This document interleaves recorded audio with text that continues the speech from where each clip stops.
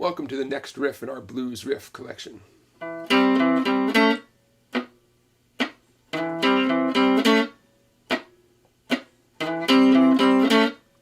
You've heard that a million times, right? Now in this video, I'll teach you that riff, which happens to be in the key of A, and I'll also teach you a convenient way to get to the 4 chord and the 5 chord so you can turn this into a full 12-bar blues.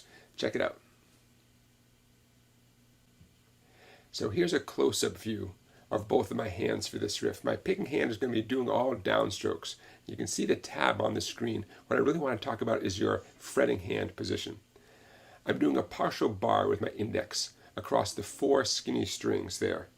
I'm not using all 4 of those strings, but it feels good to have that grip. The first note, though, is my A string 7th fret. Now I have a little double stop there, thanks to my bar. The 3rd and 4th strings both at the 5th fret. Back to the 5th string, back to the double stop again, and finally, here's the kicker. My bar stays perfectly in place. My 2nd, 3rd fingers join in. That's my 2nd finger, 3rd string, 6th fret, 3rd finger, 4th string, 7th fret. And that's what really brings us home to the A chord.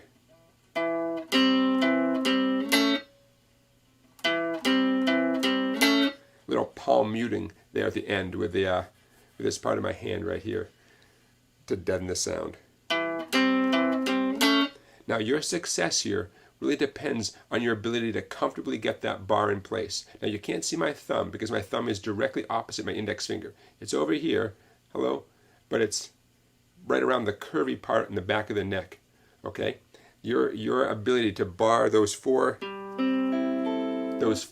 skinny strings successfully is at the heart of your success here.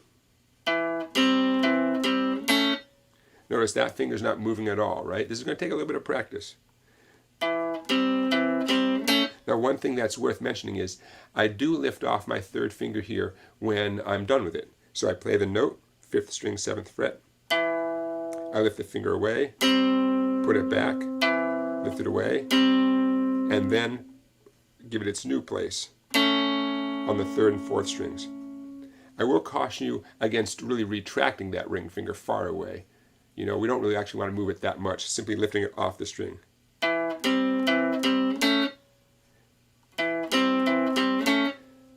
Now you don't have to lift it off. If you can achieve this nice clear sound while keeping that ring finger down, go for it. But I work with a lot of beginners who have a hard time doing that. I just want to give you the green light to lift that ring finger off if it helps you get a nice clear sound on that double stop, that 5th fret double stop. The word double stop, by the way, just means a 2-note sound on the guitar. For our purposes, we're going to keep the definition very simple. Just a 2-note harmony sound on the guitar. Okay, now as promised, let's wrap up this video with a quick guide to changing from this A chord riff, and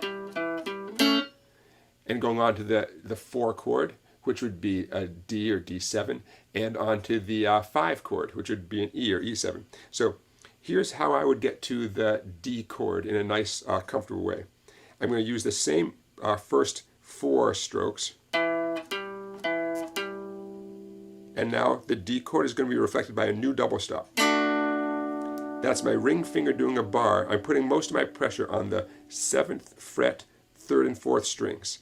I'm sure I'm touching the E and B strings, the first 2 strings, but all my pressure is on the 7th fret, 3rd and 4th strings. That little double stop, that reflects a D chord. It's not a complete D chord, but it's enough to get the point across. There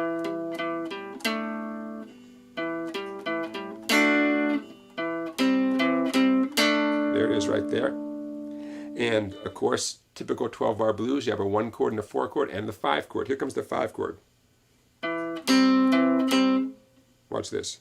My ring finger, where it's always been, 5th string, 7th fret, and here's something new. My middle finger, my 2nd finger, 4th string, 6th fret. Those 2 notes reflect an E7 chord. Now, how could I prove that to you? Well, I could finish off the complete E7 chord. Recognize that grip right there? That's the grip that's related to a C7 chord, but because we're up at the 5th 6th and 7th frets. It's known as the E7 chord. You're welcome to play that whole chord, but I chose to just play 2 fingers of that chord to reflect the 5 chord here. Here it is again, the same riff leading to an E7 chord, or what we're using to represent an E7.